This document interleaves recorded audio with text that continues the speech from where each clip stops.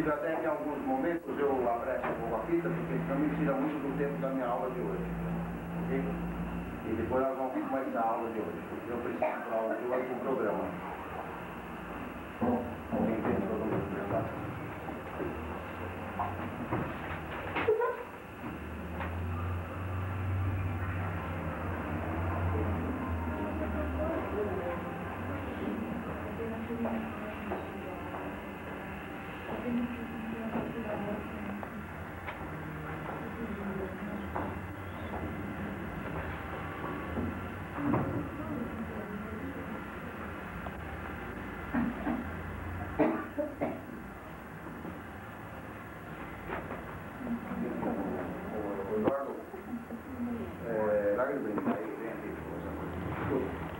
De um indivíduo que era docente livre em pediatria, um dos maiores nomes da pediatria aqui de São Paulo, Samuel Schwartzman.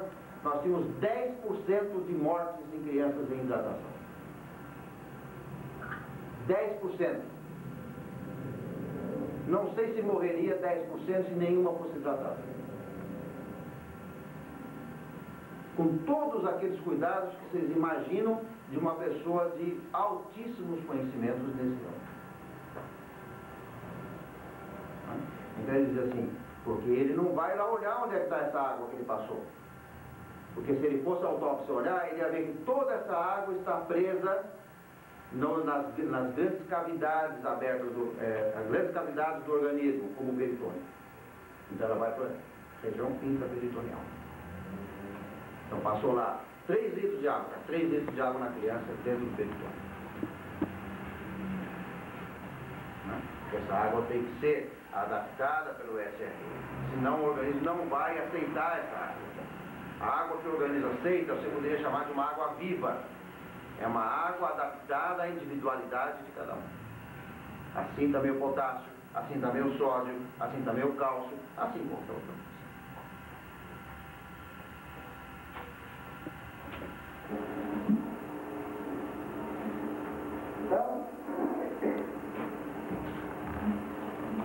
Agora, precisa ter a crítica. Então, onde é que a gente vai buscar isso? Quando ao ferido, no lugar em que ele foi ferido, na própria trincheira. Então, chegava o helicóptero, e já com a unidade de sangue, já se fazia a transfusão, já se aplicava o tratamento anti-choque, que era o tratamento clássico da época, e levava para o hospital já em tratamento, como esses resgates que vocês veem por aí. Né? Então, aí eles viram o seguinte, o indivíduo chegava a receber 10 litros de sangue. E morria de falta de sangue, já com o tratamento feito da perda de sangue, não tinha mais perda de sangue. Então já tinham sido feitas as ligaduras das artérias, das veias, etc. O que aconteceu? Aí a autópsia. Aí vamos ver onde é que está esse sangue na autópsia. Não encontrava o sangue. O sangue ia ser sequestrado pela microcirculação. E aí, então, é que eles fazendo essa crítica assim, então não é para passar sangue. É para você abrir a microcirculação, onde existe uma grande quantidade de sangue sequestrada no indivíduo normal e que pode ser passada para cá, e não fazer o contrário. Você injetar um sangue, ele tem que sequestrar lá dentro, porque esse sangue não serve para ele. Então eles começaram a tratar choque dando vasodilatador, e não vasoconstritor. Então se dava morfina e vasodilatador. E começaram a tirar um número imenso de pessoas de choque, assim chamado por perda de sangue, sem passar sangue. Isso está nos trabalhos, trabalhos de medicina comum. Isso não é, eu não fui buscar isso aí em trabalhos de medicina de homeopatia, de bafém, nada disso. Até tive muito prazer, porque eu gostei muito de uma passagem minha da vida, que me lembra assim, com muito carinho, de eu apresentar esse trabalho numa palestra em que o Mafei estava, e eu era estudante. E ele me deu assim, aquela coisa que você fica muito contente de ver, né? Ele parou meu trabalho e falou assim, mas onde é que você foi ver isso? Aí eu mostrei para ele as revistas do Guilherme. Revistas comuns de medicina. Então precisa ter a crítica de buscar as coisas. Se não tiver, nós vamos fazer essa repetição de tudo que está aí. Então a gente vai ver a criança, não, isso aqui sempre soro.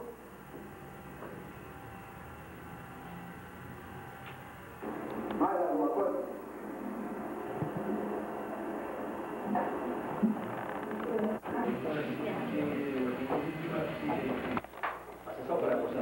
deles. Então, a necessidade, por exemplo, de eu saber que é impossível ao médico homeopata aceitar uma laqueadura ou uma vasectomia, porque isto faz um rompimento do todo.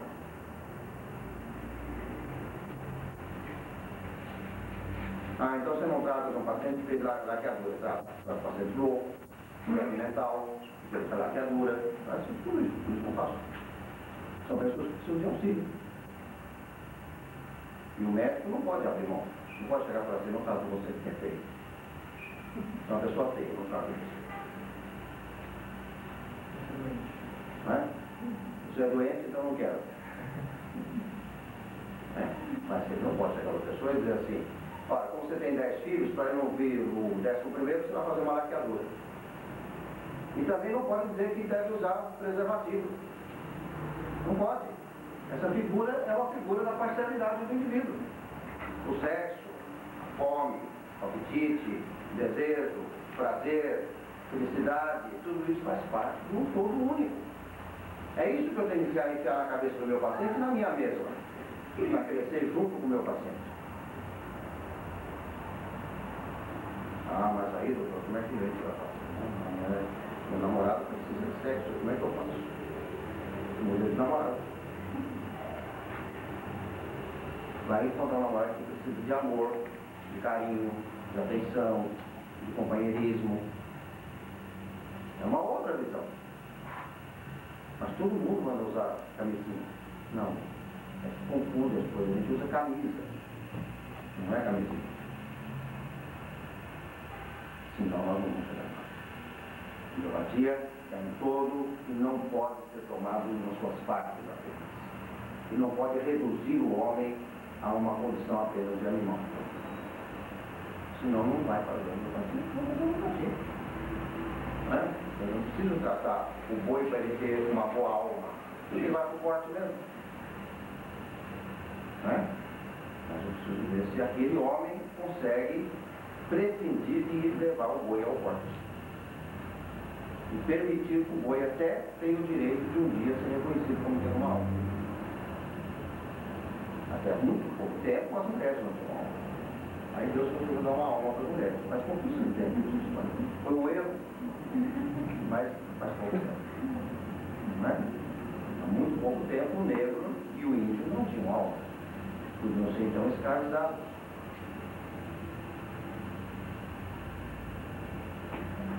Dentro desses princípios, existe um princípio que nós colocamos e que é fundamental no exercício da homeopatia, que é única, que é a homeopatia moderna. Não existe outra homeopatia. Existem outras medicinas que andam por aí. Então você pode fazer o que ele quiser, do jeito que ele quiser, não tem nada a ver com isso. Ele quer ser pajé, vai ser pajé, o outro quer ser alopata, vai ser alopata, o outro quer ser sapateiro, vai ser sapateiro, cada um vai ser o que quer. Mas a homeopatia é uma. É a homeopatia desenvolvida por Hahnemann, dentro de um pacote fechado. Para usar um termo bem atual. Um pacote fechado. Então não tem que abrir o pacote e falar assim, vou colocar mais uma coisa ou tirar outra. Eu posso usar aquele pacote e fazer uma outra coisa. Mas não está fazendo homeopatia. Dentro desse corpo doutrinário da homeopatia hahnemanniana, é fundamental o conceito da doença crônica.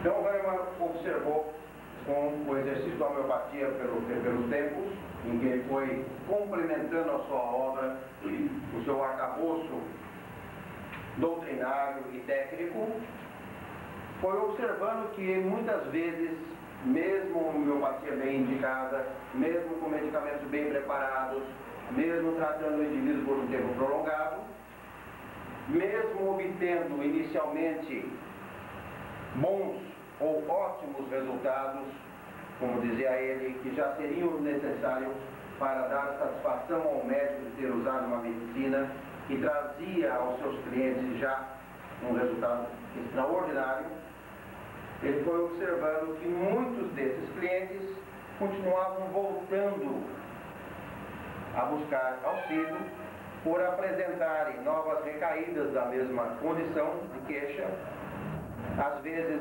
recaídas ainda mais profundas, às vezes ainda mais graves, às vezes ainda mais difíceis de se tratar, e quando não, voltavam apresentando novas afecções, mesmo tendo desaparecido as antigas, e que essas novas afecções eram ainda mais arraigadas, mais difíceis de tratar, mais difíceis de abordagem médica. Mesmo os pacientes tratados homeopaticamente, repito, de maneira que fosse considerada correta, com arreglos semelhantes, com um medicamento bem indicado, bem preparado. Então foi isso que levou Hahnemann, cerca do ano, possivelmente de 1815 aproximadamente, a passar a pensar que alguma coisa havia de diferente. Alguma coisa estava acontecendo dentro desse tratamento. E é essa sequência de pensamento que leva o Hahnemann a pensar que havia uma situação diferente dentro da doença crônica que não tinha sido vista ainda por ninguém. A essa situação diferente, causa da persistência dessa tendência do indivíduo e formando quadros cada vez mais profundos e mais graves, mesmo que tratados e aparentemente curados, que apresentavam recaídas seguidas ou modificações do quadro para novas afecções mais profundas e sofridas. A essa condição, que fazia com que o quadro ficasse com essa pertinácia, com essa persistência, ele chamou de miasma.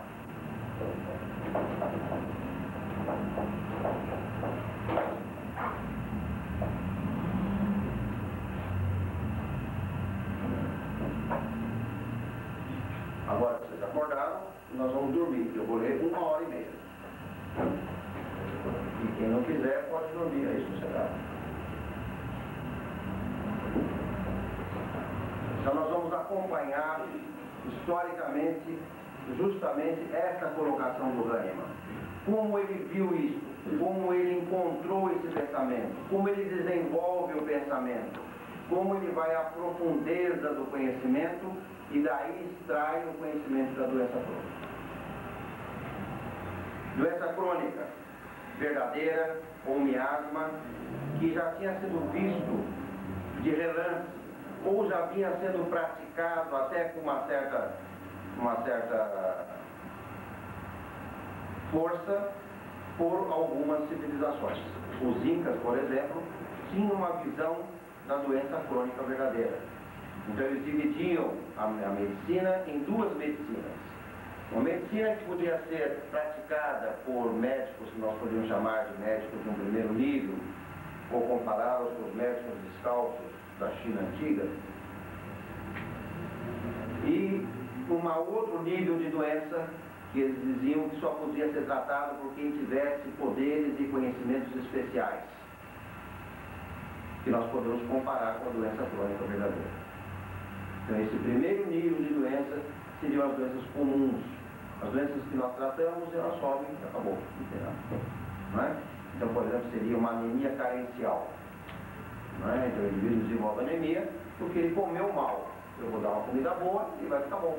Bom, não tem mais nada. Então isso, ele diz assim, não precisa ter médico, não precisa ter uma grande evolução de médico. Então seriam esses médicos de primeiro nível entre os incas que faziam essa dieta, essas correções de nível de vida, não é? Pediam para o indivíduo tomar sol, não é? Para ele ter condições de trabalho próprias. Não é? Então esse nível era o primeiro nível. O segundo nível era das doenças consideradas verdadeiras. Não é? E sem blague nenhuma, mas por uma coincidência de inteligência extraordinária dos incas, no segundo nível, só os homens podiam praticar. O primeiro nível baixo de medicina das mulheres. Então, isso era uma visão muito assim, de inteligência dos incas. Não é? Sem nenhuma, nós não temos nada a ver com a civilização inca. Claro que as nossas mulheres não são mulheres.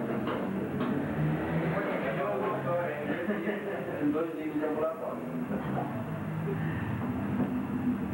O Hipócrates teve essa visão, né? Então o Hipócrates tem um aforisma dele, em que ele diz assim: a moléstia que não é à noite não existe.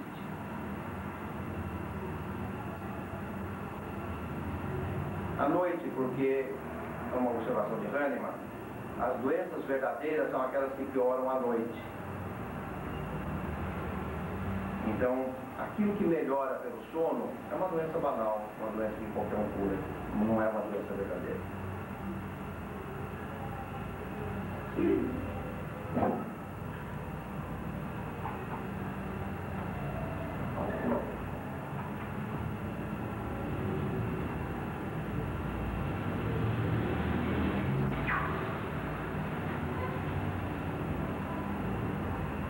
Eu não vou ler assim correntemente, eu vou lendo trechos, porque senão nós ficaríamos muitas horas, né?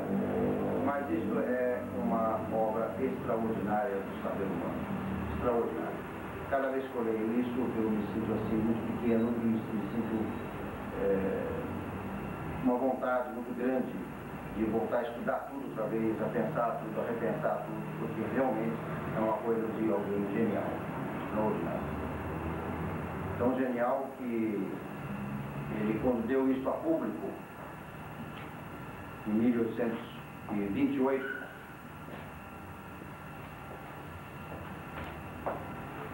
quando em 1828 ele trouxe a público essa sua doutrina das doenças crônicas, ele disse que ele não sabia se estava certo de trazer aquilo a público. Tal profundidade que era o conhecimento.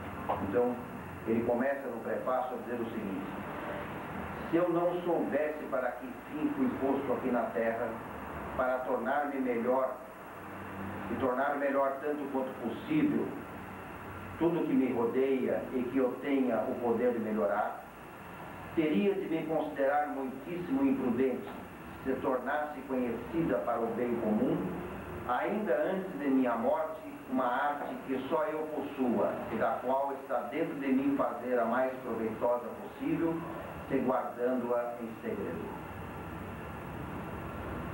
Mas ao comunicar ao mundo essa grande descoberta, sinto muito duvidar de que meus contemporâneos compreendam a sequência lógica desses meus ensinamentos e os sigam cuidadosamente, e assim obtenham para a humanidade sofredora os benefícios infinitos que inevitavelmente devem provir da natureza de muitas dessas revelações.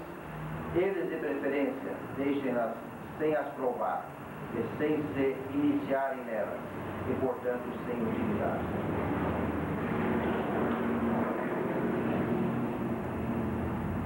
E até hoje é assim.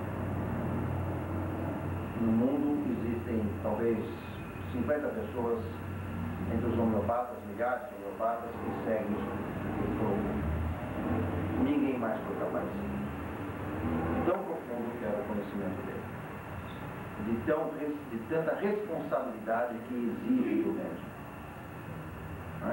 Então, no seu tempo, ele recebeu a carta de um dos maiores amigos dele, dizendo o seguinte: mestre, se já não bastasse a nossa dificuldade em sermos aceitos,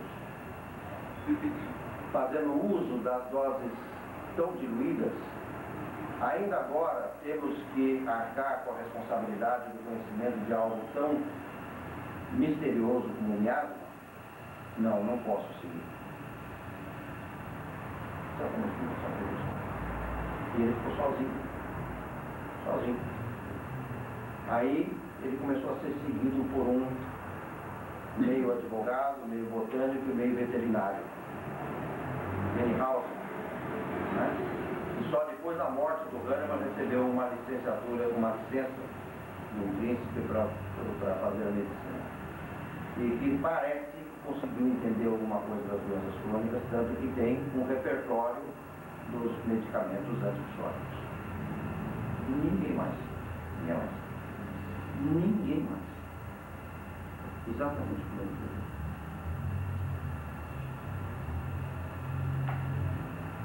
Então ele começa a exposição do seu pensamento lógico, e nós vamos, para usar um termo bem moderno, navegar com o Hahnemann nos pensamentos lógicos. Eu estou atualizado. Nem uma vez saberia dizer esse termo, hein? Então começamos nosso browser aqui vai começar a funcionar. A arte homeopática de curar, conforme eu ensino em meus próprios trabalhos escritos de meus alunos, então aquilo que ele tinha colocado no órgão até essa época, em que havia apenas a 5ª edição do órgão, sendo seguida fielmente, tem até o momento presente demonstrado sua superioridade natural sobre qualquer tratamento alopático, de forma muito decidida e surpreendente. E naquele tempo se fazia uma boa alopatia, se fazia sangria, né? Se fazia coisas ótimas, que hoje foram esquecidas, né? E eu ainda cheguei a pegar. Eu cheguei a tratar no pronto-socorro municipal de São Paulo quadros agudos, graves, como por exemplo de edema agudo de pulmão, com sangria branca e sangria vermelha. E eu não sou tão velho, assim, eu não sou o tempo do Hahnemann. Então, eu sou um pouco mais novo. E cheguei a pegar isso como prática oficial de medicina.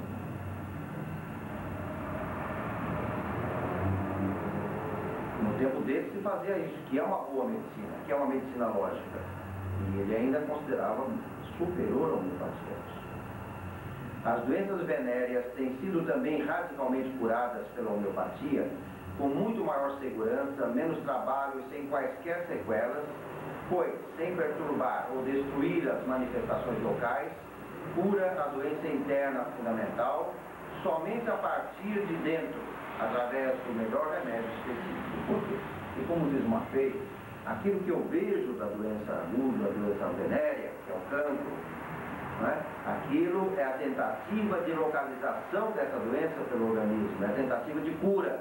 Então, quando o alopata, há algum tempo atrás, cauterizava isto, ou como faz hoje, fazendo medicações que façam desaparecer o cancro, como por exemplo a penicilina na sífilis, em que suprime a defesa do organismo e por isso o cancro desaparece, ele estava tratando a cura. E não tratando internamente o inimigo do indivíduo, o descompasso da sua vitalidade e da sua energia vital.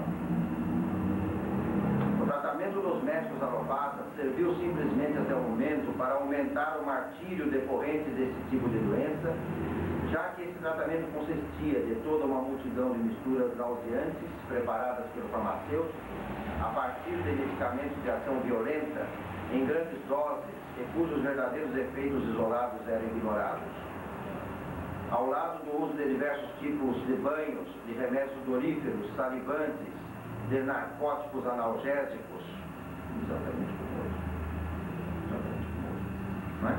E assim ele vai, isso aqui nós já passamos, e vamos aqui agora, pulando um pedacinho, falar sobre a supressão. Através desses meios, ou a doença era agravada e a força vital, a despeito dos pretensos tônicos usados a determinados intervalos, ficava cada vez mais diminuída, ou possuindo eles alguma extraordinária mudança, ao invés dos primeiros sofrimentos aparecia um estado pior, doenças sem nome causadas pelo medicamento, muito piores e mais incuráveis do que a doença natural original, enquanto o médico consolava o paciente com as palavras: a primeira doença eu tive a felicidade de eliminar. É uma grande pena que haja aparecido uma nova. Isso é hoje a coisa mais comum, Então eu mando um cliente meu para um especialista, sentido especialista, médico em gastroenterologia, então sara a sua úlcera gástrica e aí ele aparece uma insuficiência cardíaca. Eu sou gastroenterologista, Então agora você vai ao cardiologista, Aí vai ao cardiologista para ver se a pessoa está curada. Agora o senhor está com uma esquizofrenia, agora o senhor vai para o psiquiatra. E assim sucessivamente. Isto é o que eu vi na minha medicina e o que vocês veem hoje se tiverem mais.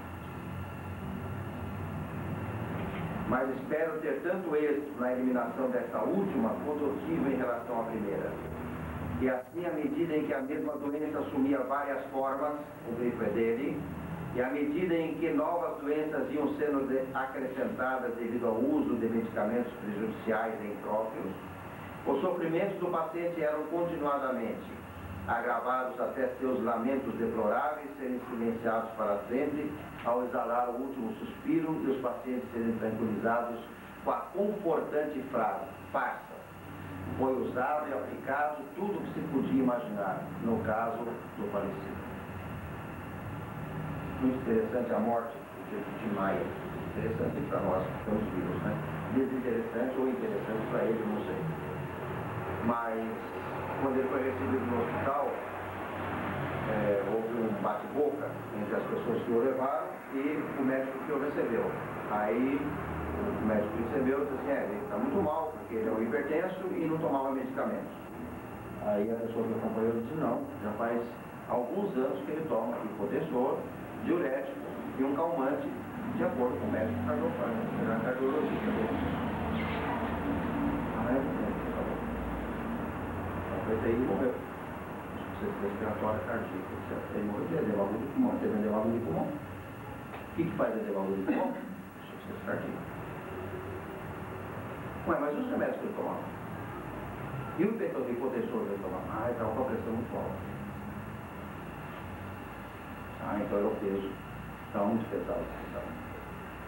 Foi internado aí num spa, aí uma senhora com 400 quilos e não tinha nada. Ótimo. Morreu depois. Quando chegou aos 100 quilos, morreu. Mas com 400 quilos, a única coisa que tinha, que eu não conseguia levantar mais da cama. Mas não tinha nada. Não tinha hipertensão, não tinha nada. Então o peso não era. Ele não estava pesando 400 quilos.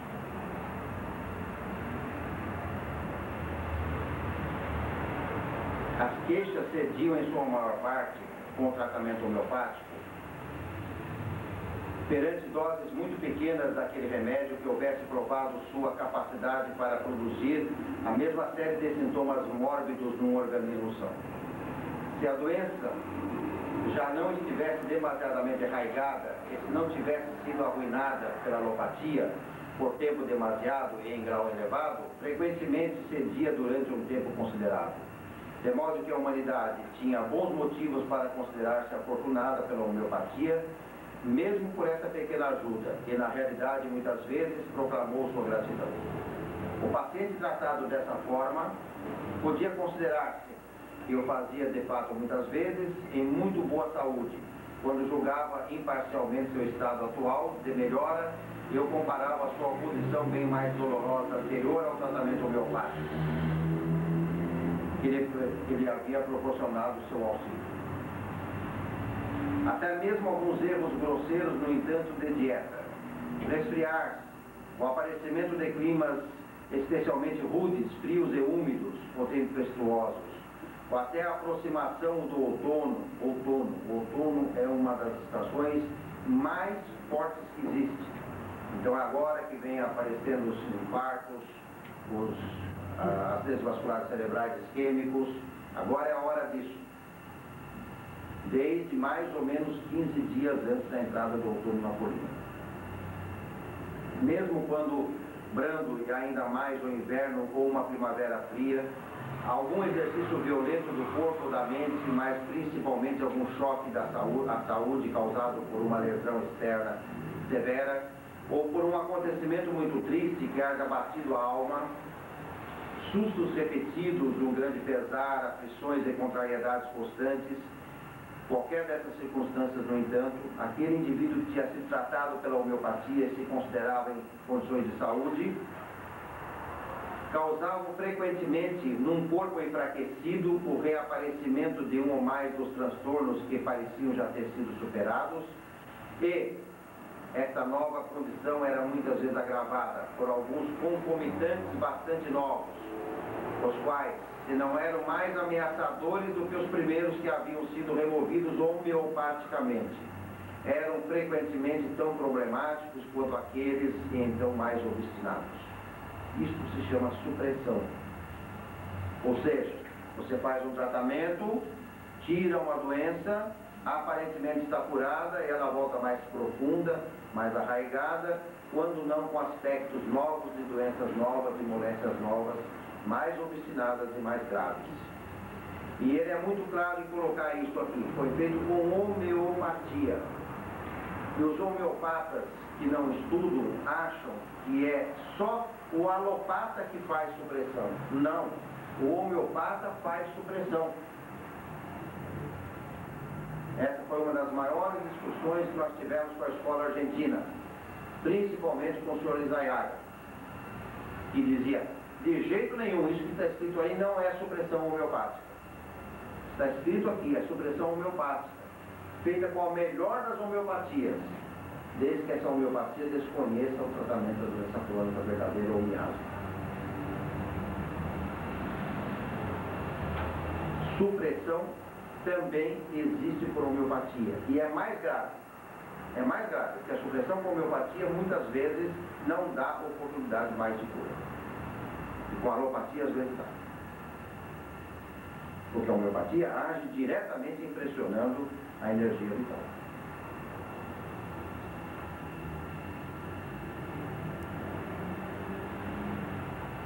Este parecia ser o caso, especialmente toda vez em que uma doença aparentemente curada tivesse por base uma psora que houvesse sido mais plenamente desenvolvida.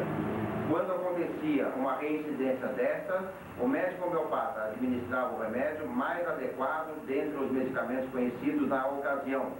Então, ele fez uma boa homeopatia. Segundo Hahnemann, o mais adequado medicamento, sem conhecer miasma. Como se visasse uma nova doença. E novamente isso tinha por resultado um êxito considerável, o qual trazia o paciente de novo por algum tempo para um estado melhor. No primeiro caso, porém, aquele simplesmente no qual eram renovados os problemas que pareciam ter sido solucionados, o remédio, que da primeira vez havia sido útil, mostrava-se menos útil, e se repetido novamente ajudava ainda menos. Então, talvez mesmo sob efeito do remédio homeopático, que parecesse mais apropriado, e mesmo nos casos em que o modo de vida fosse bastante correto, surgiam novos sintomas da doença, que só inadequada ou imperfeitamente é que podiam ser removidos. Supressão por homeopatia, sem conseguir depois dar consequência ao tratamento seguinte, mesmo com novamente homeopatia. De fato, esses novos sintomas às vezes não melhoravam em nada, especialmente quando alguns dos obstáculos acima mencionados impediam a recuperação. Eu li esse pedaço para vocês sentirem. Primeiro, historicamente, como é que ele evoluiu de uma homeopatia sem o conhecimento do miasma até o conhecimento do miasma. Segundo, para mostrar a vocês que ele não viu a doença crônica estudando os casos mal acompanhados pela alopatia. Ele viu principalmente pelos casos bem acompanhados pela homeopatia. Foi isso que chamou a atenção dele. Que eram os casos em que se dava o medicamento, o indivíduo ficava aparentemente curado por um tempo às vezes longo, e no entanto, por condições psicológicas ou físicas ou ambientais, voltava a recair, cada vez com doenças mais graves, mais profundas, mais obstinadas, e até não ser mais curado. Isso é supressão, e supressão por homeopatia. Isso está escrito aqui, que eu posso não acreditar. Eu posso chegar na Argentina e dizer assim, eu sou argentino, então tudo é melhor. Aqui não se faz supressão por homeopatia. Mas o Hahnemann viu. Escreveu.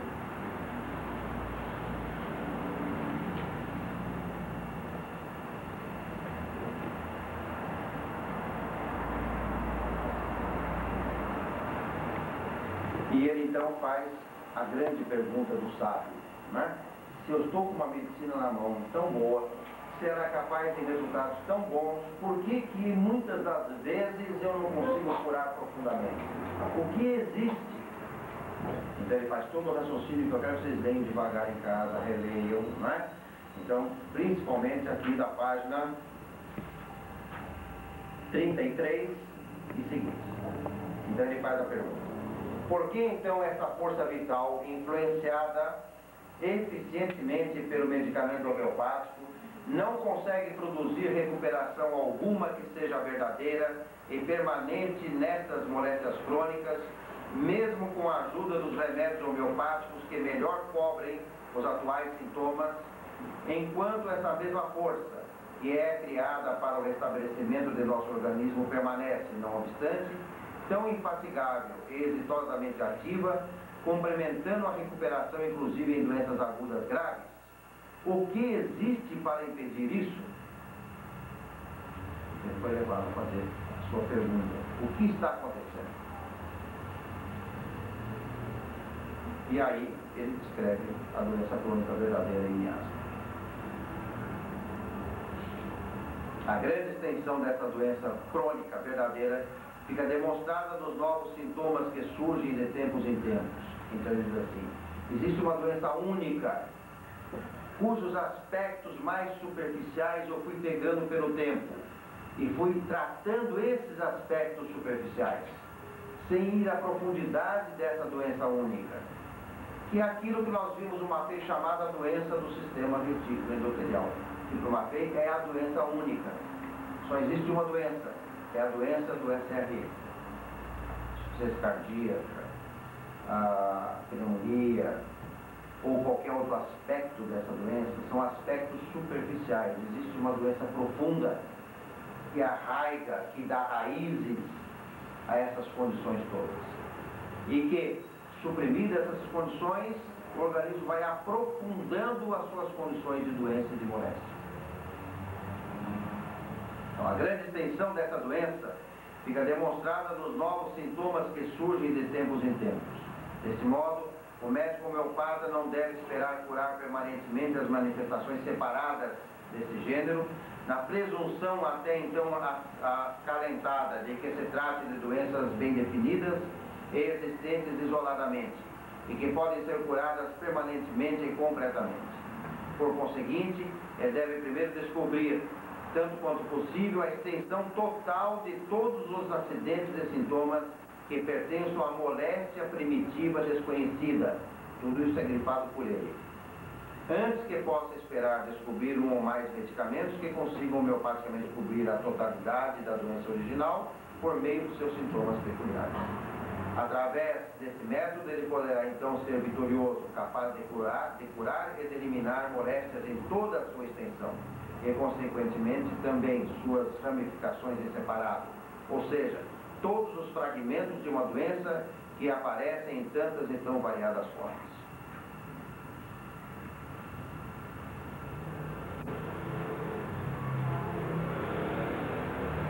E aí ele vai fazer uma demonstração disso com uma série de observações. Leio isso com muito devagar.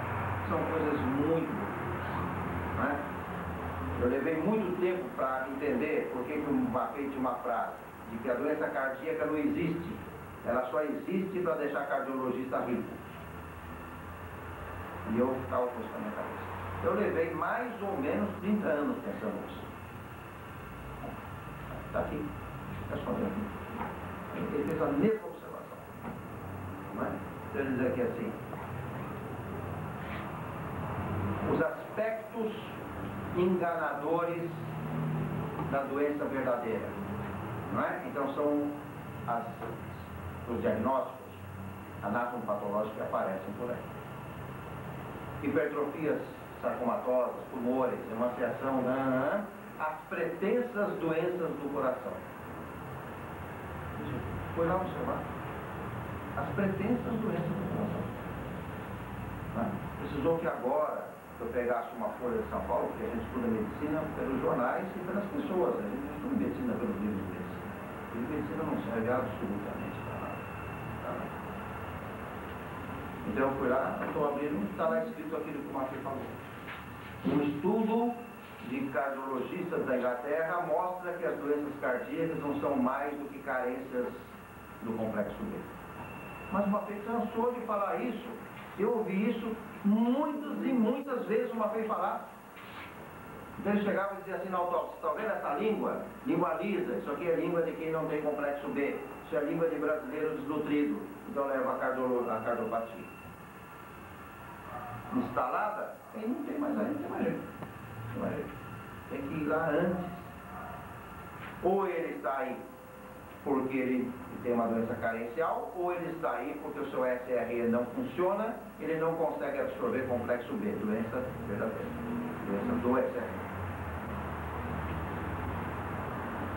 Tive um caso agora que foi exatamente isso. Ela fez um envenenamento por cloro.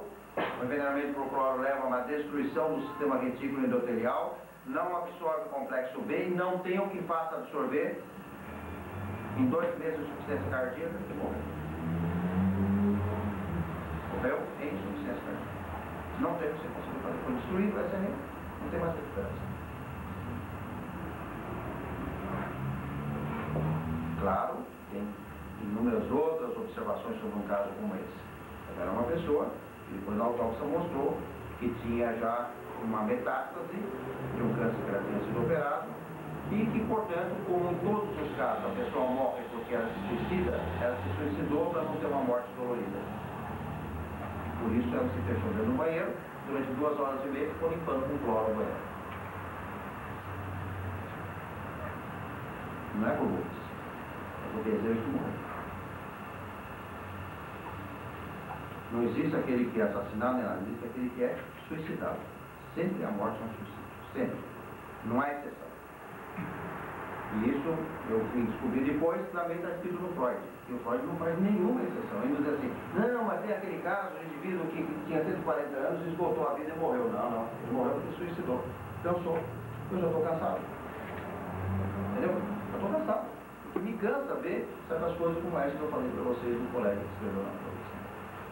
Aí eu olho aqui e falo, quem está vendo está lá, eu encontro lá o plano para conversar um pouco.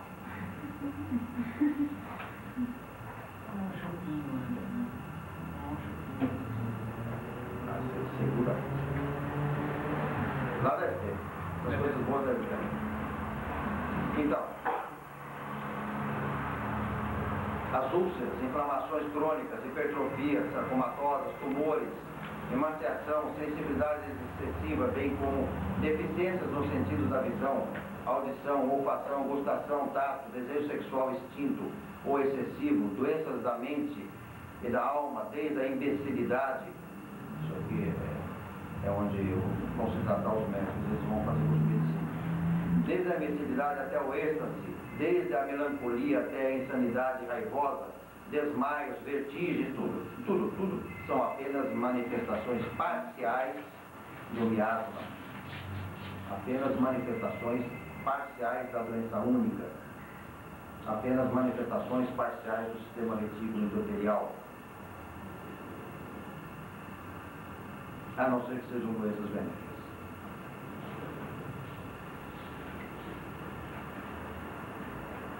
Agora ele vai fazer um histórico. Aqui, vamos ver se é. São apenas também manifestações do antigo miasma da lepra e da sarna, isto é, meros descendentes de uma única e vasta moléstia original, cujos sintomas quase que incontáveis compõem apenas um todo, e que devem ser considerados e tratados medicamente como partes de uma única e mesma doença, da mesma forma que a grande epidemia da febre tifoide. Desse modo, no ano de 1913, um paciente ficava prostrado com apenas alguns sintomas dessa praga. Um segundo exibia somente alguns poucos transtornos mais diferentes, ao passo que um terceiro, um quarto, queixando-se de ainda outros transtornos pertencentes a esta doença epidêmica. Não obstante, embora todos esses pacientes tivessem doentes de uma única e mesma febre pestilencial, a imagem completa e inteira da febre tifoide reinante na época só podia ser obtida agrupando os sintomas de todos esses pacientes, ou pelo menos a maioria deles. Aquilo que o Marco falou. Então, os aspectos diferentes que toma a alergia. Então, precisa ler Hahnemann, sabendo ler Hahnemann com os conhecimentos que nós temos hoje, que não são melhores nem mais completos do que os conhecimentos de ontem. São apenas conhecimentos diferentes. Da mesma forma que eu falo um português mal feito e mal falado diferente do que falava um português mal feito e mal falado no português daquela época. Não é? Mas é diferente. Ele não é melhor, não é pior, não é nada. O meu é pior, mas de nós todos é mais ou menos igual. Mas é diferente. Então nós temos uma linguagem diferente. Então eu posso, por essa linguagem, fazer uma comparação com aquilo que o Marco coloca e entender o processo. porque eu preciso disso na minha mente.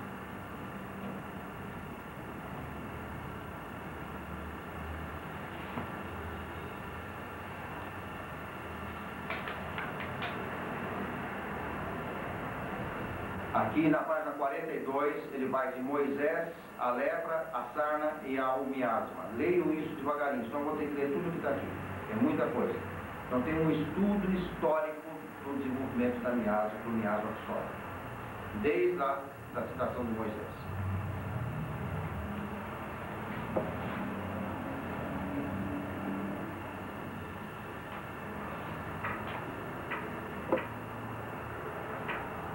Ele repete esse estudo, ainda com mais detalhes, na página 45. E agora nós vamos fazer uma coisa mais didática, apenas para vocês terem uma ideia didática das coisas.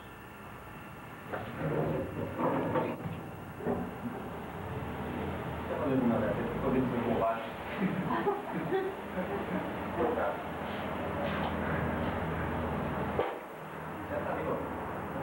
Brincadeira?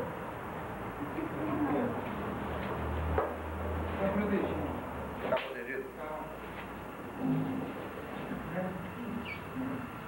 Então, segundo Hahnemann, a doença crônica é a causa única da doença crônica verdadeira.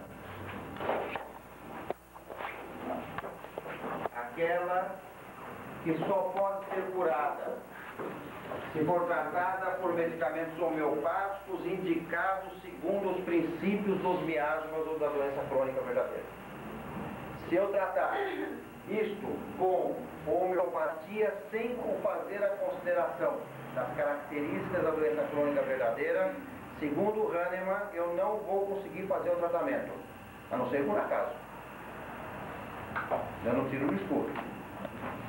O que alguns fazem por intuição. Não é? Existe a intuição dentro da... Então, o miasma é a condição de desenvolvimento da doença crônica verdadeira que só pode ser tratada através da homeopatia, indicada segundo esses princípios, ou usada segundo esses princípios por intuição. Senão eu estou fazendo supressão e o indivíduo vai apresentar doenças, cada vez diferentes, cada vez mais profundas, cada vez mais destrutivas. E ele então coloca que essas condições se dividem em dois grandes grupos. A doença crônica verdadeira miasma venéreo e a doença crônica verdadeira miasma sora. A doença crônica verdadeira venérea, de origem do contato sexual, se divide em dois grupos. As psicoses e a sífilis.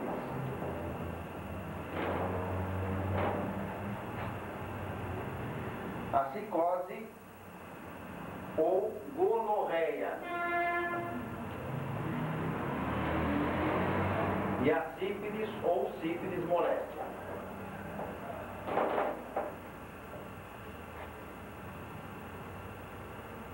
Isso nós vamos ver devagar na próxima aula.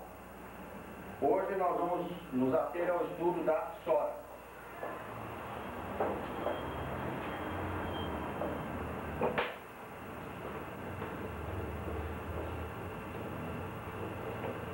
Uma das traduções para a palavra sora é prurido.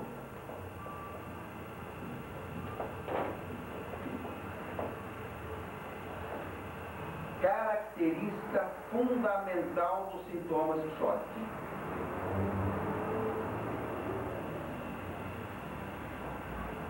Por quê?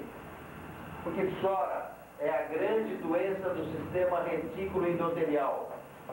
O sistema retículo endotelial está presente principalmente no subcutâneo. E as reações que aparecem a nível de sistema retículo endotelial na doença crônica fazem liberar substâncias que levam à coceira, ao prurido. Então o prurido é a grande característica da doença crônica verdadeira que sofre. Claro que o Hahnemann não fez essa passagem, ele fez essa outra passagem, chora, prurido.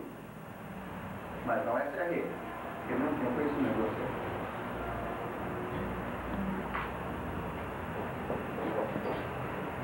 Então ele diz o seguinte: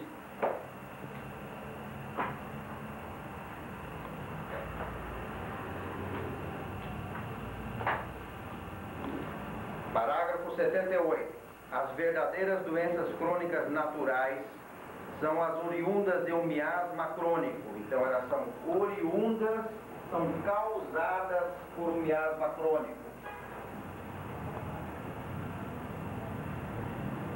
Que quando entregues à própria sorte e não combatidas pelo emprego de remédios específicos para ela, continuam sempre aumentando e piorando, não obstante os melhores regimes mentais e físicos, e atormentam o paciente até o fim de sua vida com sofrimentos sempre crescentes. Esses, exceto os produzidos mediante tratamento médico errôneo, que são a grande maioria das doenças, são os mais numerosos e maiores flagelos da raça humana. Mesmo uma constituição física muito robusta, o modo de vida mais normal e a energia mais vigorosa da força vital são insuficientes para sua erradicação.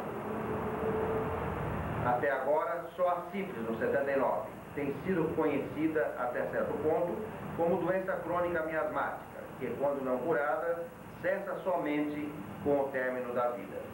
Então hoje é um conhecimento que nós também ainda temos, de que a sífilis ela não se cura, a não ser que desenvolva por algum estímulo a sífilis secundária, que é a cura do processo.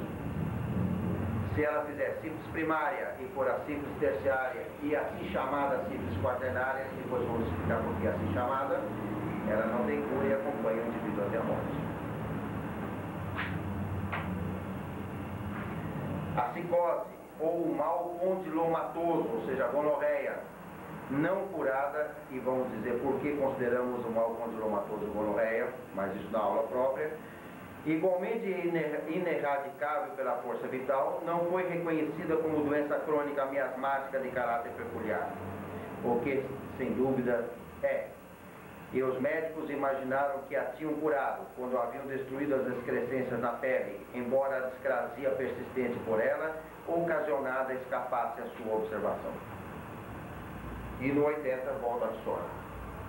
Incalculavelmente maior e mais importante que os dois miasmas crônicos que acabamos de mencionar, sífilis e psicoses, há o miasma crônico da psora, que contanto aqueles dois revelem sua discrasia interna específica, um pelo cancro venéreo e outro pelas excrescências em forma de couve-flor, também se revela o miasma crônico da psora, após o término da infecção interna do todo, por uma erupção cutânea peculiar, consistindo às vezes apenas em pequenas vesículas acompanhadas de prurido forte e voluptuoso e de odor característico, um miasma interno crônico monstruoso, a psora, a única causa fundamental real, produtora de todas as demais numerosas outras, direi mesmo incontáveis, formas de moléstia, o que com os nomes de debilidade nervosa, histeria, hipocondria, mania,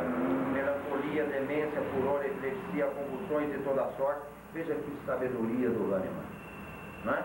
Então ele põe convulsões de toda sorte e cita as formas de epilepsia que podem aparecer. Não a da epilepsia, porque a epilepsia é uma só. As formas de epilepsia. Certamente.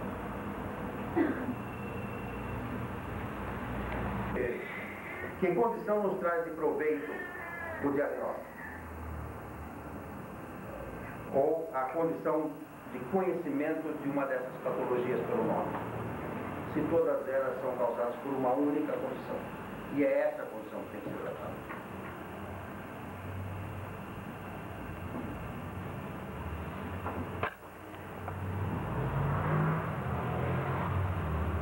Então aqui já temos didaticamente que fazer uma uma separação. Então, a psora, que é a causa das doenças todas, que tenham esse caráter psórico e que não estejam enquadradas no parágrafo 74 e 76, ela tem uma primeira característica, que é o prurido. Então, ela se manifesta primeiro pelo prurido. Isto é denominado por Hahnemann psora primária.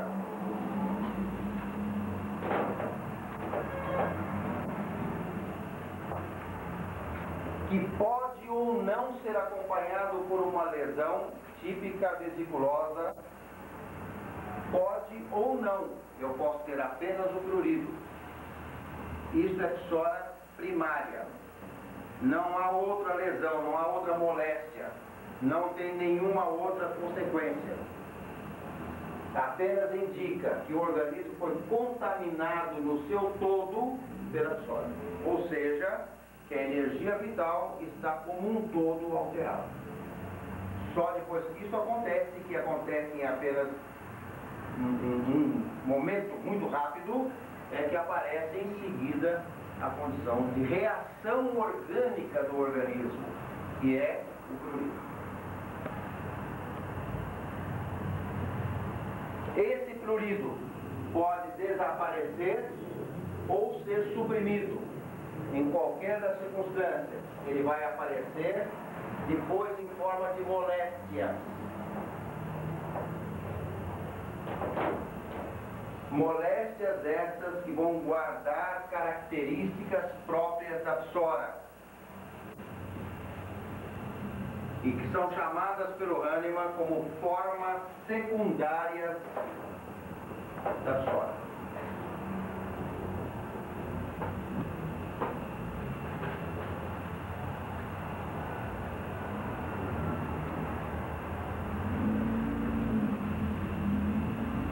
Que características me mostram que as moléstias que aparecem, se eu não conhecia essa evolução, são moléstias psóricas ou não são psóricas? Então, existe uma série de características expostas por Hahnemann. Do ponto de vista didático, nós podemos dizer que as moléstias que são a psora secundária são caracterizadas por sintomas como sintomas de modalidade de agravação, quando elas agravam em fases em que o organismo tem reações hiperérgicas.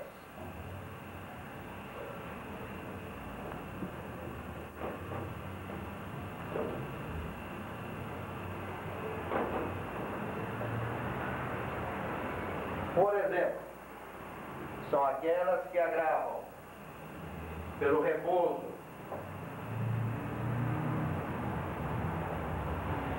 à noite,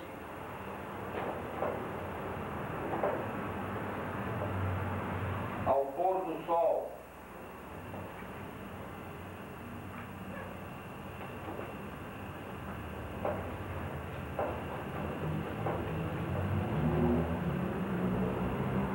ao nascer do sol,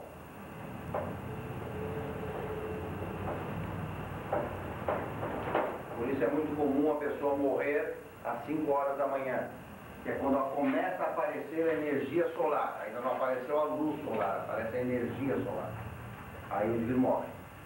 Ele faz uma reação hiperérgica e morre. Por isso que no momento em que essas condições ambientais elas são mais calmas, mais tranquilas, elas não são momentos de hiperenergia, o pronto-socorro não tem movimento. Eu cansei de trabalhar em pronto-socorro. Trabalhei em pronto-socorro que tinha 300 atendimentos num dia. Sabe o que a gente fazia? Das 9 horas da manhã até as 10h30 da manhã, eu tomava café, ia no bar da esquina. Não tinha nada. Não tinha nada para fazer. Esse não é horário de ser atropelado, esse não é horário de ter doença, esse não é horário de ter infarto. Isso não é.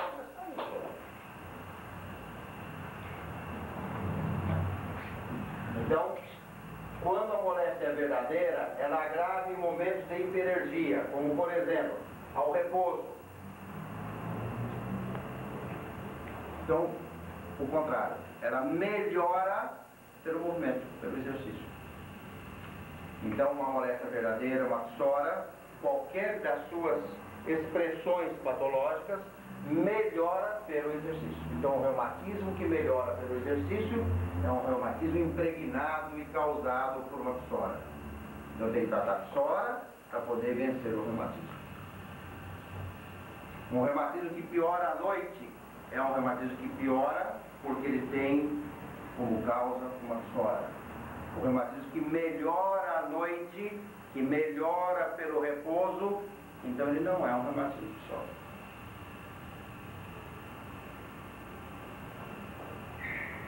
Momentos de hiperergia. Pré-menstruo.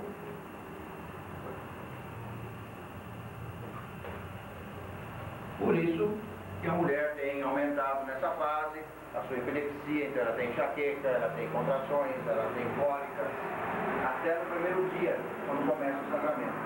Quando ela começa o sangramento, você começa a diminuir a alergia, começa a aumentar a imunidade, ela começa a melhorar.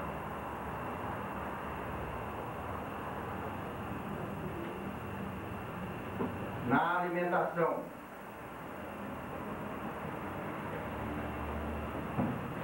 Então, durante a alimentação, muitas vezes você tem um infarto, morre.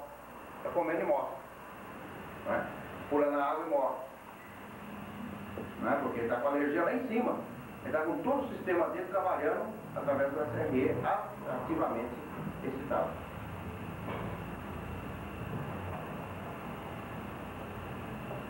Então, há características que me deixam ver que essas moléstias, quaisquer que sejam as suas formas, desde uma simples gripe até uma pneumonia ou qualquer outra coisa, ela tem uma característica psórica. Então, são momentos de agravação, são momentos de melhora, que são os contrários desses momentos. E são sintomas característicos, sintomas que se caracterizam, que são característicos, quando se faz a comparação, as malformações parciais descritas por Maffei. Então são as características descritas por Maffei da gastrite, da epilepsia, da espina bífida, das condições metabólicas, tipo diabetes, e das condições de discrasia sanguínea.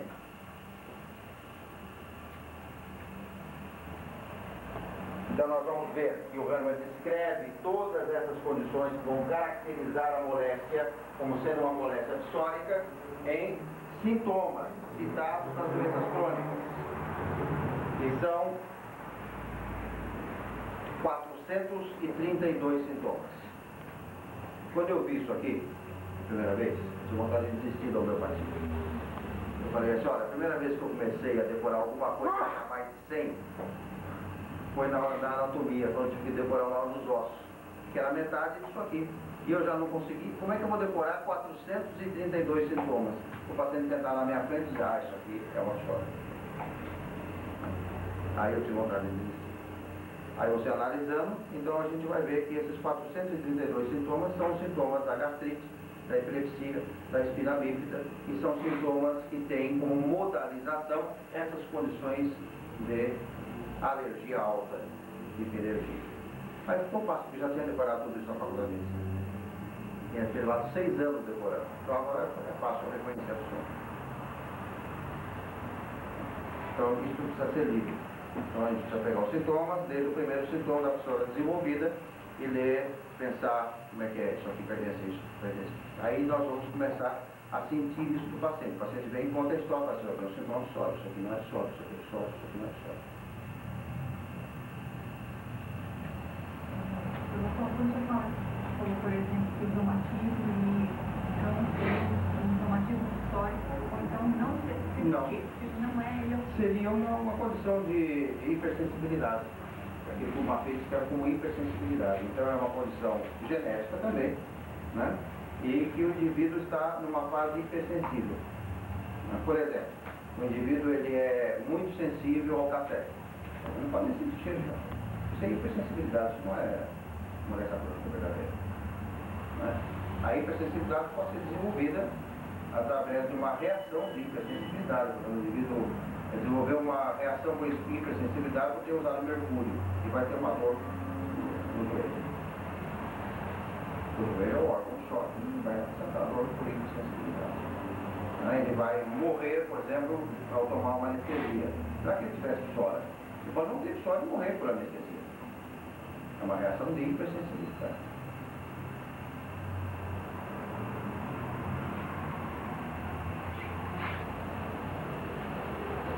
Então nós vimos o conceito de psora, a característica inicial da psora, chamada psora primária, que é o prurido, a psora secundária, que se manifesta através das dos mil e um aspectos das moléstias que nós conhecemos, e como reconhecer que essa moléstia é uma psora secundária, através dos sintomas das malformações congênitas, parciais e das modalizações apresentadas pelos momentos de hiperergia.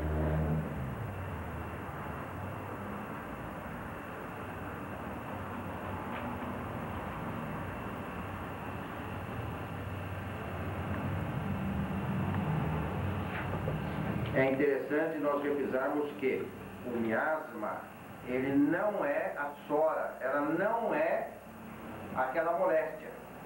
Então, se o indivíduo tem reumatismo, eu não posso dizer, este reumatismo é uma psora. Não, esse reumatismo ele é causado e desenvolvido por uma condição psórica.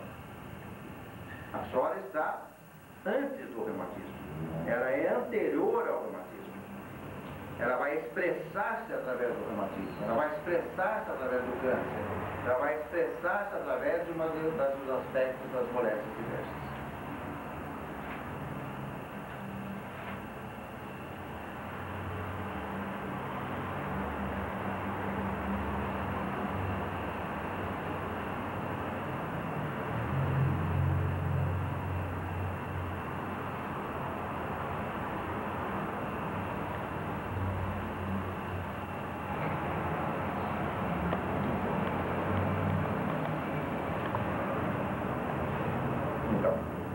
No 82 ele vai chamar a atenção para que o médico possa caracterizar o medicamento. Então, como é que você chega ao medicamento para tratar a psora? Através dos sintomas apresentados pela psora. Então, são esse conjunto de sintomas que ele cita é que você vai escolher aqueles que estão presentes no indivíduo e vai chegar ao medicamento dele antipsórico, o medicamento antipsórico. Então, no tratamento da psora, o Hahnemann faz a referência a alguns medicamentos que ele chama de antipsóricos. São esses medicamentos que nós aqui no grupo usamos no tratamento da psora.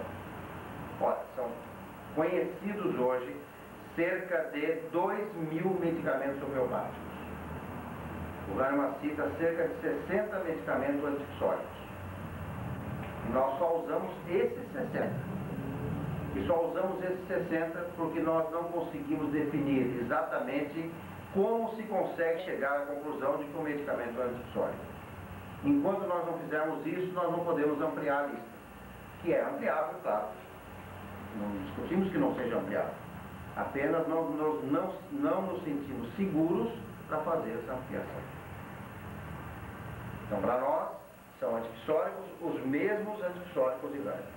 E até nós nos damos por satisfeitos. São menos remédios, eles curam os processos que nós estamos seguindo, então nós não precisamos de mais remédios. Então, os medicamentos são chamados antipsóricos. Entre os medicamentos antipsóricos, o Hahnemann cita que o maior e mais usado, mais comum deles é o enxofre, o sulfo, como sendo o seu maior antipsórico. E entre os medicamentos não antipsóricos que não podem ser usados no tratamento da psora, o Hahnemann cita vários. Por exemplo, nos vômica, que é um grande medicamento, mas não é antipsórico. pulsatila.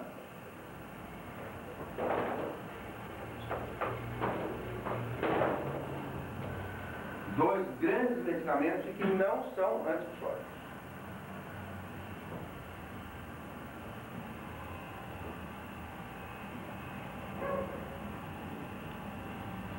Além daqueles específicos para o tratamento dos outros dois miasmas, como nós vamos ver, que são os mercúrios, os mercuriais, no tratamento da sífilis, que portanto não é antipsicótico, e a tuia, que também não é antipsicótico. Esse conhecimento é fundamental, senão algumas coisas começam a ser confundidas. Então, como exemplo, eu vou citar o problema da vacina.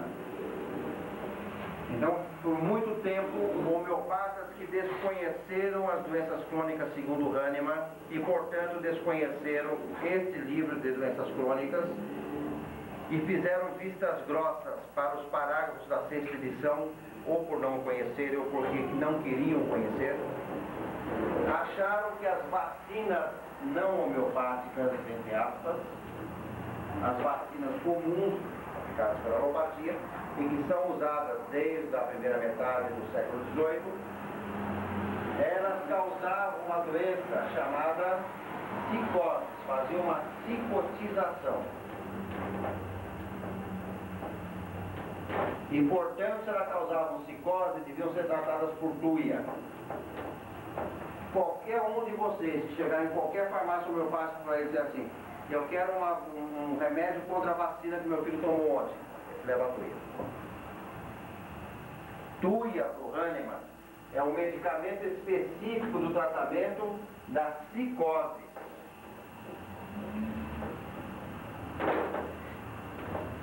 Psicoses que para Hahnemann é gonorreia.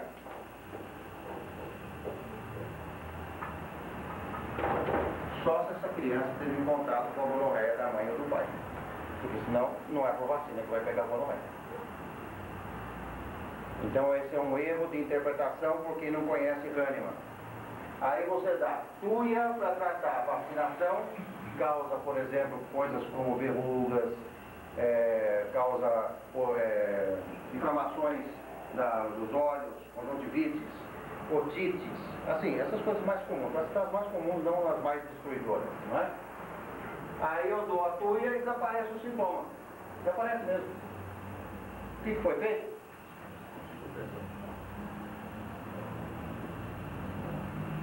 Por quê? Porque vacina não causa psicose. Vacina causa psora. Desenvolve psora, agrava psora. Então não é com tuia que eu trato os problemas da vacinação, que são gravíssimos, são destruidores da humanidade. Eu trato com antipsora.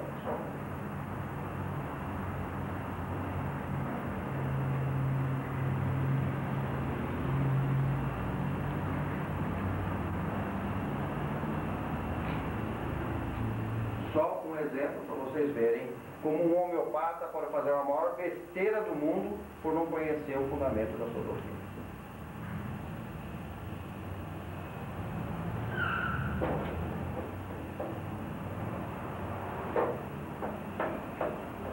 Até aqui, que dúvidas ficaram? Porque esse assunto eu espero que nunca mais a gente se falar mesmo.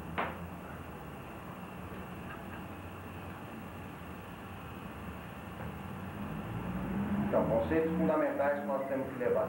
Primeiro, o miasma é aquela condição de desenvolvimento da doença crônica e de sua agravação que se caracteriza fundamentalmente por não se curar, a não ser por um tratamento homeopático específico antimiasmático. Isso é a definição de miasma.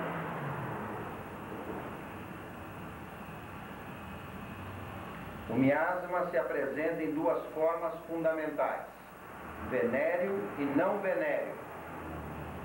O venéreo em dois aspectos fundamentais: sífilis e psicoses, correspondentes a duas moléstias: gonorreia e sífilis.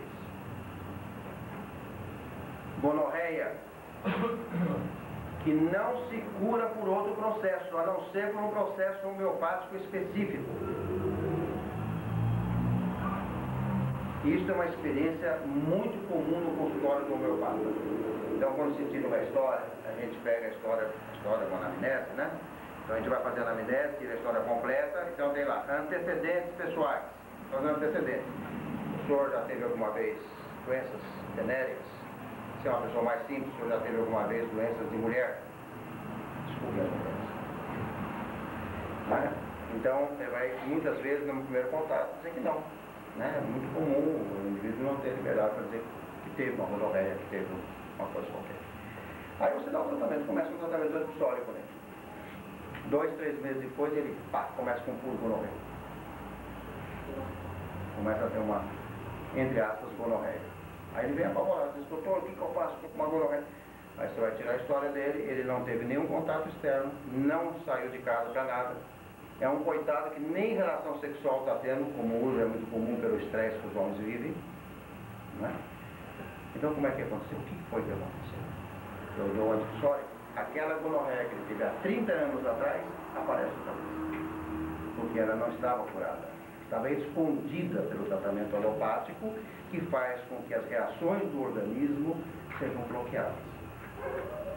E pus gonorreico é reação do organismo, não é a doença. Então esse é o exemplo mais típico que a gente vê, qualquer um que começa a homeopatia, começa daqui a pouquinho já cai um caso na mão dele. Eu já vi casos, já tive casos de que aparecer sífilis. Ele já teve gonorreia no passado e no tratamento essa gonorreia não volta, não... Por alguma razão ela se tratou. Ele passou embaixo de uma tuia e ficou lá apertando a tuia no nariz dele lá.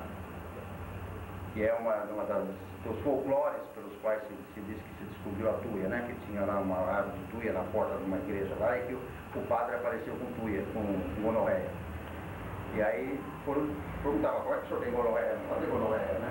É que ele sempre pegava um pedacinho da árvore e ia mastigar o pedacinho da árvore. Então ele fez uma patogenesia. Dizem isso, né? Não sei, isso é um folclore.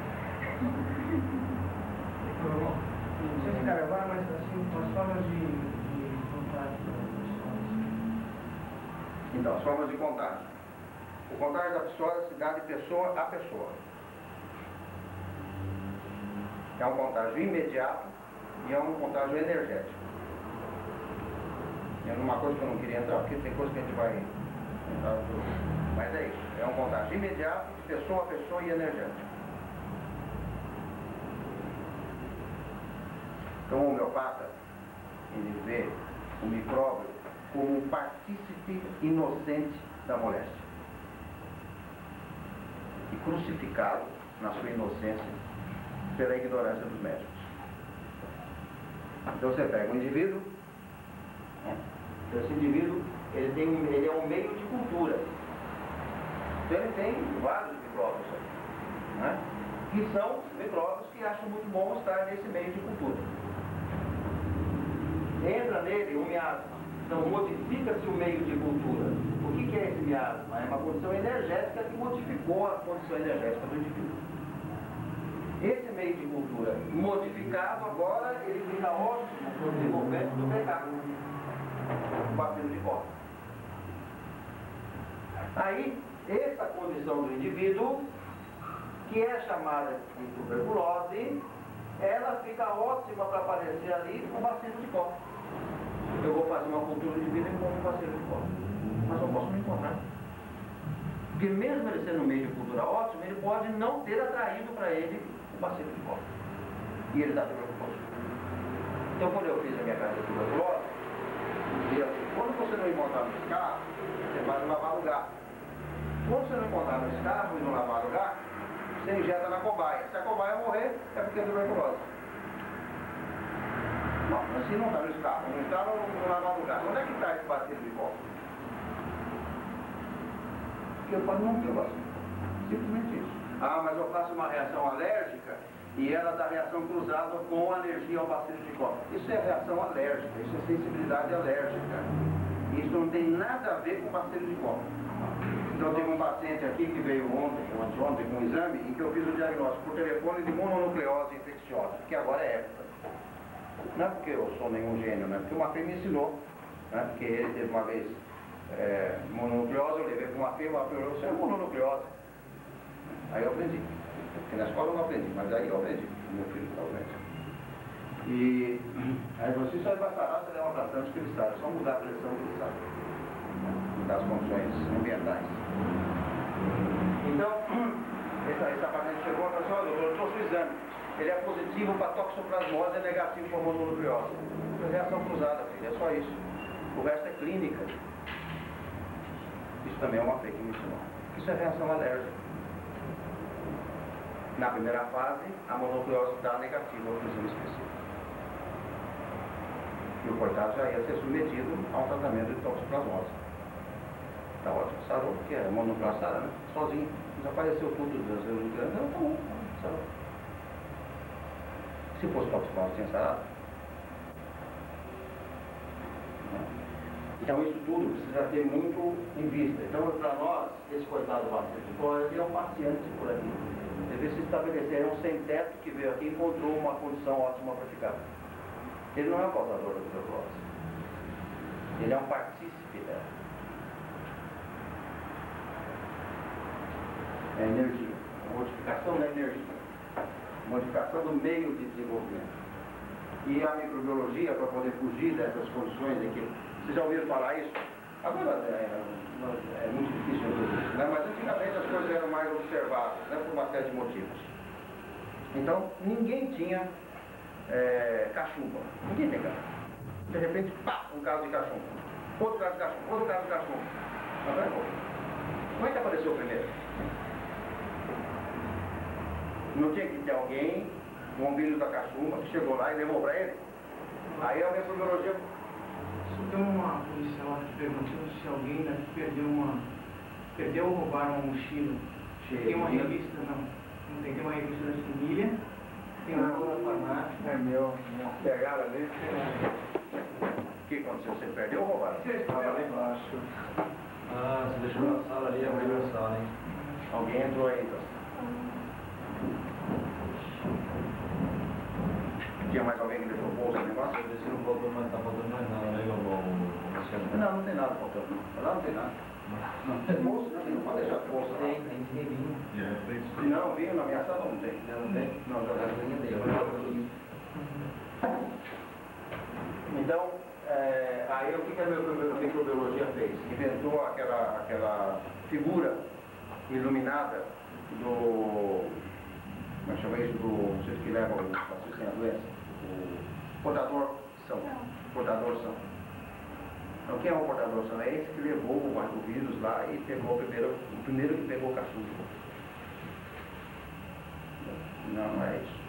É que houve uma modificação da energia do ambiente, por isso é época de cachumba e por isso começa a haver reações tipo cachumba do organismo.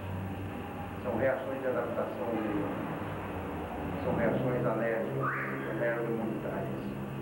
Aí o vírus, que de alguma forma está presente mesmo, em chamados portadores são ou não são, vão aparecer nesses indivíduos também, porque são indivíduos ideais como meio de cultura. Não o vírus, porque o vírus é outra coisa. O vírus é uma invenção da alopatia. Né? Os biólogos têm um pesadelo um dia e criaram a imagem do vírus. Mas as bactérias, etc. O vírus não é o vírus é uma expressão celular. Com mais alguma dúvida?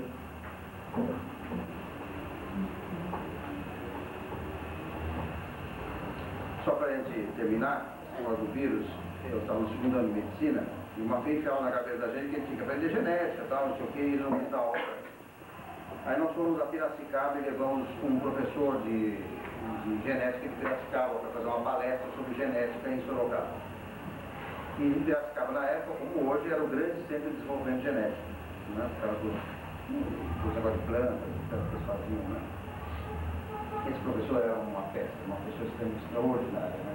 Até hoje eu tenho a visão dele lá na frente, uma pediatria no aula de baixo, e falando sobre o vírus. Ele dizia assim, vocês acreditam que o vírus é vivo. Então, o que é um ser vivo? Então, um ser vivo é aquele que nasce, é aquele que cresce, é aquele que come, é aquele que excreta, é aquele que adoece, envelhece e morre. Nesse meio tempo ele cruza e tem filhos. Esse é um ser vivo. É claro que então o vírus tem que ter essas características para ser um ser vivo. Então o vírus ele tem que primeiro nascer. Né? Então eles dizem que realmente o vírus nasce. Na célula aparece, nasceu o vírus. Né? Isso aí é uma visão deformada da verdade. Vocês imaginem vocês num prédio de 4 andares, vocês estão lá em cima do prédio olhando a rua lá embaixo. E na frente de vocês tem uma fábrica de sapatos todinha fechadinha. Não tem porta aberta lá no espelho. Aí chega o indivíduo e vai entrar dentro da sala da fábrica de sapatos, vocês estão olhando ele lá. Ele está na rua, atravessa a rua, com um pé de um sapato e entra dentro da fábrica. Vocês não sabem o que aconteceu lá dentro. De repente sai um caminhão com 1000 pés iguais de sapato. Eles dizem assim, o sapato se multiplicou, ele nasceu. É isso que acontece com o vírus dentro da célula. É uma proteína estranha que entra dentro da célula e a célula multiplica aquela proteína. Bom, mas é claro que todo mundo viu o vírus crescer, né? Ele nasce pequenininho, cresce, fica bonitinho, até ele faz uma gozação, né? O vírus com uma madeira, tal, a maria, né? Que a gente gostava de dar no segundo ano, né? Então nunca ninguém viu um vírus crescer. Mas é claro que a gente viu um vírus morrer. Isso está cheio aí, né? Vírus morto, vírus vivo, vírus não sei o que, tal, não sei o que, vacinas de vírus mortos. Agora então está mais ainda, né? Porque estão querendo voltar com a vacina salto, porque a vacina semi foi descoberta, entre aspas, que causa paralisia. Mas esse é um outro problema para a gente falar na aula de vacina, que graças a Deus o senhor morreu. Então, vírus morto. Vírus morto. Não posso matar o que não existe, que nunca foi vida. O que vocês fazem é passar o vírus pelo formol, ou por um autoclave de 100 e tantos graus, 120 graus durante 20 minutos. Sabe o que vocês fizeram? Vocês modificaram a proteína, é outra proteína. Não é que ele é um vírus morto, ele é uma proteína diferente, com outras características bioquímicas. Informática.